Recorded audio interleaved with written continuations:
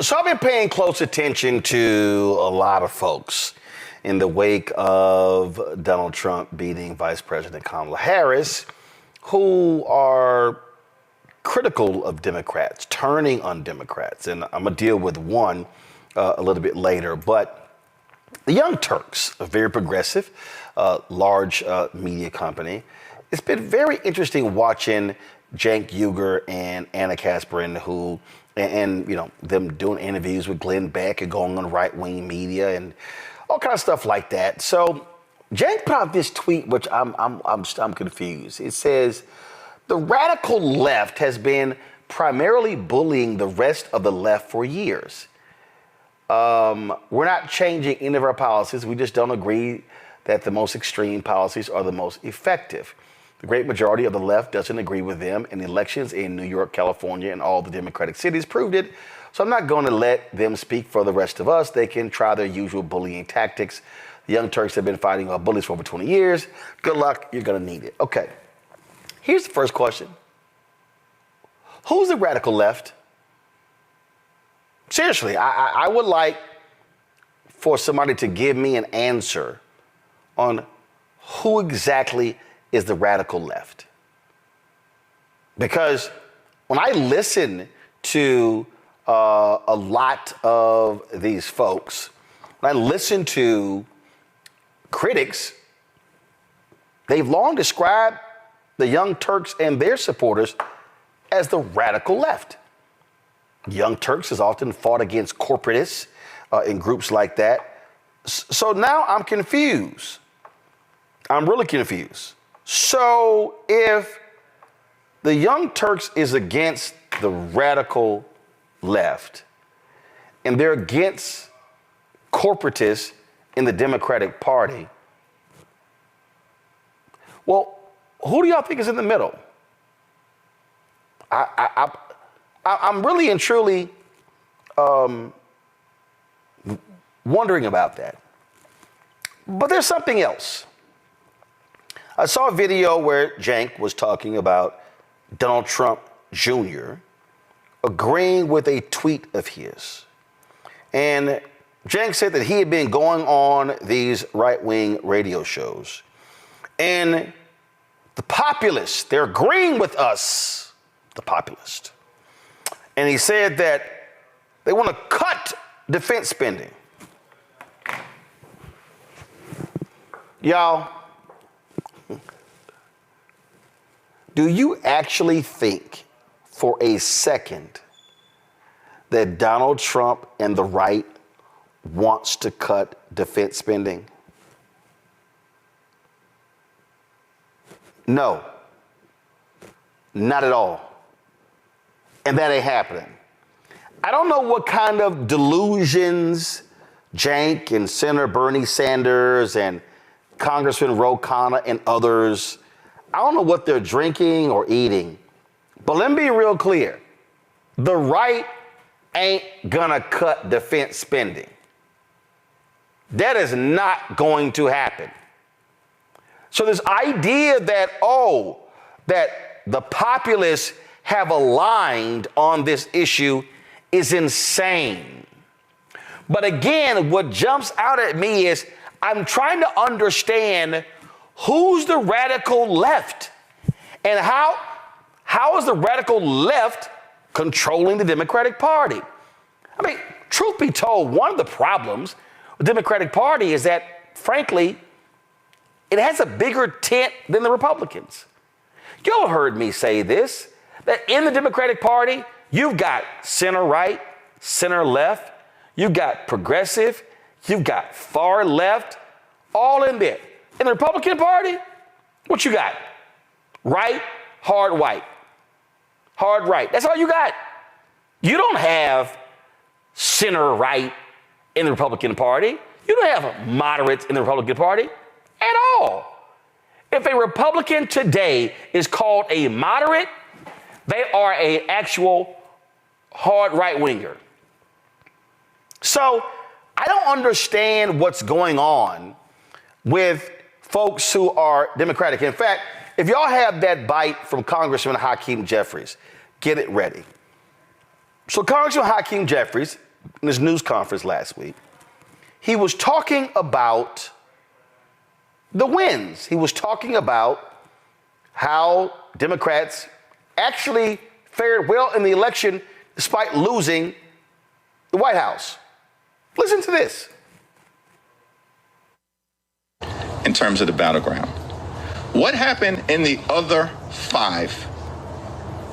Well, in North Carolina, notwithstanding the fact that Donald Trump won at the presidential level, Democrats won the governor's race, the lieutenant governor's race, the attorney general race, the secretary of state race, and the state Supreme Court.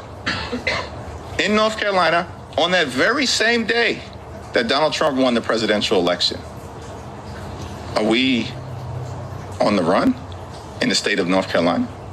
What happened in Wisconsin? On the same day that Donald Trump won at the presidential level, Tammy Baldwin was reelected. Are we on the run in Wisconsin, in the heartland of the United States of America, when Tammy Baldwin won with a Republican president winning at the top of the ticket? What happened in Michigan? Another heartland state.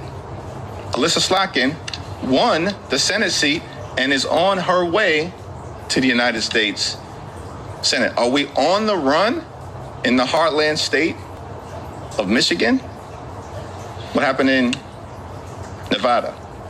Donald Trump wins the presidential election, but on the same day, same set of voters, Jackie Rosen is reelected to the United States Senate. Are we on the run in Nevada?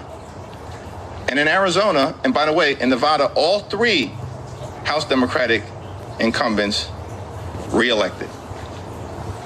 And in Arizona, Donald Trump wins somewhat convincingly at the presidential level. But Ruben Gallego is on his way to the United States Senate. Same day, same set of voters, same election. So I'm just trying to understand why Democrats are losing their mind. Yes, you lost. You came within 3 of winning the House. You would have won the House if Republicans had not gerrymandered, the political gerrymander, the seats in North Carolina. But I don't get playing footsie with the right. I don't understand Anna with the Young Turks sitting down with Glenn Beck. Glenn Beck? That racist? Glenn Beck, who can't be trusted? Glenn Beck, who said he would be embarrassed for his children if Donald Trump became president and became one of his biggest suck-ups? That same Glenn Beck. That same Glenn Beck who employs that idiot Jason Whitlock and the rest of those yahoos? Really? So I don't understand what these people are doing. Makongo, it's hilarious to literally watch these so-called progressives lose their mind over this election and blow everything up. And, oh, yeah, we're going to be sided. These right-wing shows that Jank goes on, these people are not going to be supporting cutting the Pentagon's budget. That ain't happening.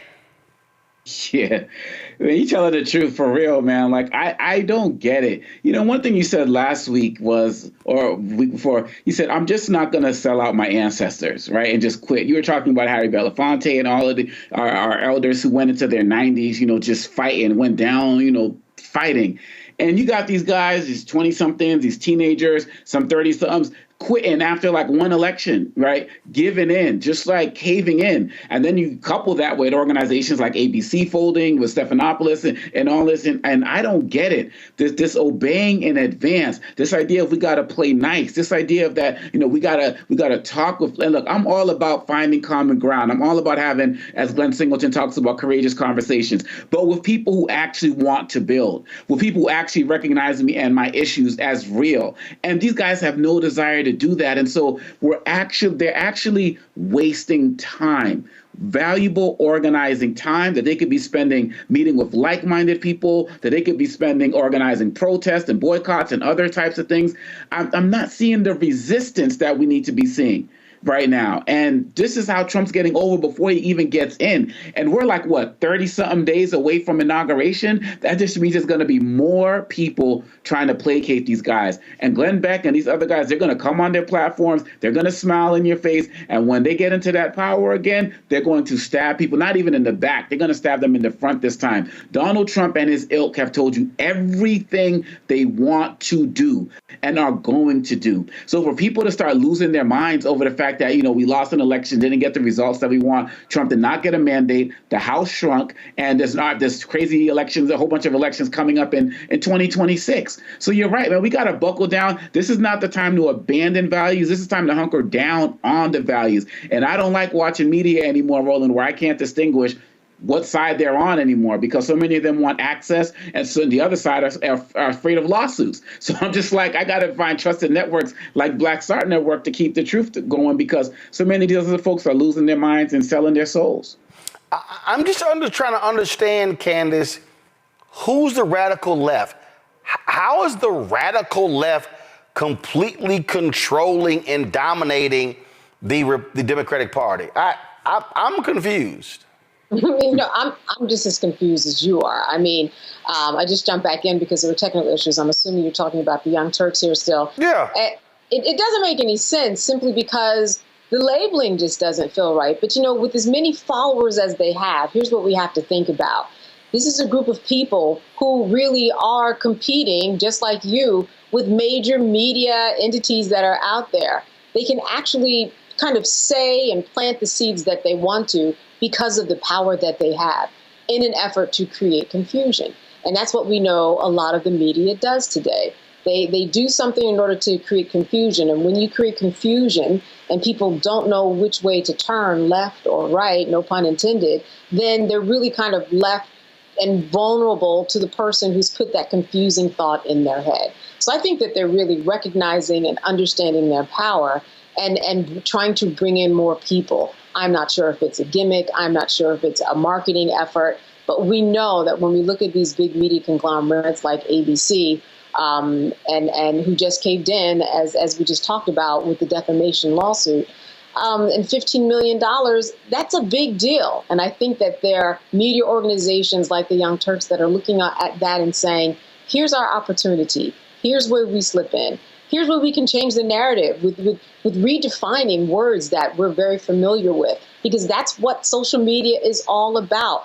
Kind of redefining the narrative and redefining what people have thought and believed for years. So I think they know exactly what they're doing, and that is trying to confuse so they can insert themselves more effectively. I'm just sitting here, Jay, just really confused at some of the nonsense stuff. I mean, Jank was just elated that Donald Trump Jr. agreed with him in a tweet about cutting defense spending. I'm going to go on record right now.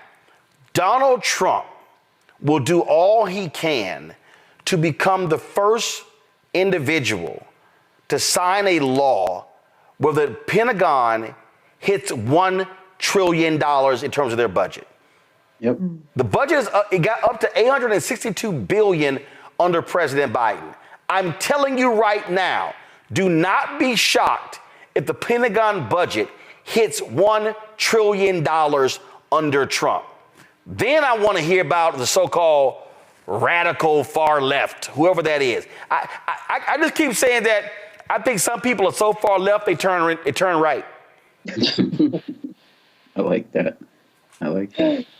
Yes, Roland, and this is just, I keep saying this is going to be the presidency of the press, right? This is what that's going to be. And Candace, you made a good point. This is an opportunity for everyone. I think it's at a crossroad for them to craft their own narrative. This is a vulnerable time, within the news industry. This is a very vulnerable time. And since most people are getting their information and their source from so many different unreliable sources, or you can just change it until you want what you want it to be, depending on who the host is, I just think this is really going to be a presidency of the press, and that's going to be unfortunate. And these next 4 years are going to be really, really interesting to follow.